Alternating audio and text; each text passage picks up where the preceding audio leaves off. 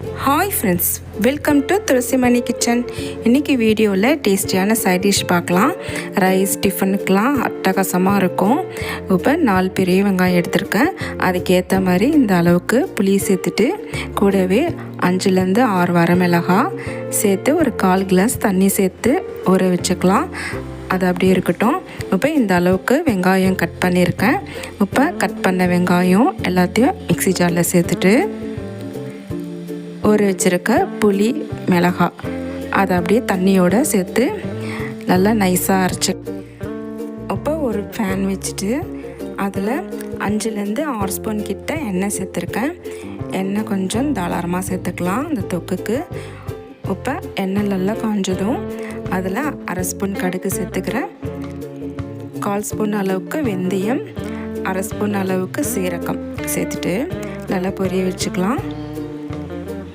நல்லா பொரிஞ்சதும் ஒரு 5லேருந்து 6 பல் பூண்டு ஒன்றும் பாதியமாக தட்டி சேர்த்துட்டு கூடவே கொஞ்சம் கறிவேப்பிலையும் சேர்த்து எல்லாமே நல்லா வதக்கிக்கலாம். இப்போ கொஞ்சம் பெருங்காயத்தூள், ஒரு சிட்டிகை பெருங்காயத்தூள் சேர்த்துருக்கேன். சேர்த்துட்டு பூண்டை நல்லா ஒரு நிமிஷத்துக்கு நல்லா வதக்கி எடுத்துக்கலாம். இப்போ அரைச்சி வச்சுருக்க அந்த வெங்காய பேஸ்ட்டை சேர்த்துட்டு இப்போ 1/4 ஸ்பூன் அளவுக்கு மஞ்சப்பொடி சேர்த்துக்கிறேன். இந்த தொக்குக்கு டேஸ்ட்டுக்கு ஏற்ற மாதிரி உப்பு சேர்த்து நல்லா கலந்துக்கலாம். நம்ம ஊற்றிக்கிற எண்ணெயும் கரெக்டாக இருக்கும் இந்த தொக்குக்கு. உங்களுக்கு எவ்வளோ எண்ணெய் தேவைப்படுதோ அதுக்கேற்ற மாதிரியும் நீங்கள் சேர்த்துக்கலாம். நான் குக்கிங் ஆயில் தான் சேர்த்துருக்கேன். விருப்பப்பட்டால் நல்லெண்ணெய் கூட சேர்த்துக்கலாம், அதுவும் சூப்பராக இருக்கும் தொக்குக்கு. இப்போ எல்லாமே நல்லா ஈவனாக கலந்து வர மாதிரி எல்லாத்தையும் நல்லா கலந்து வச்சுக்கலாம். கலந்துட்டு ஒரு 5 நிமிஷத்துலேருந்து 7 நிமிஷம் வரைக்கும் நல்லா கொதிக்க வச்சுக்கலாம். இப்போ நல்லா கொதித்து இந்த கன்சிஸ்டன்சி வந்திருக்கு.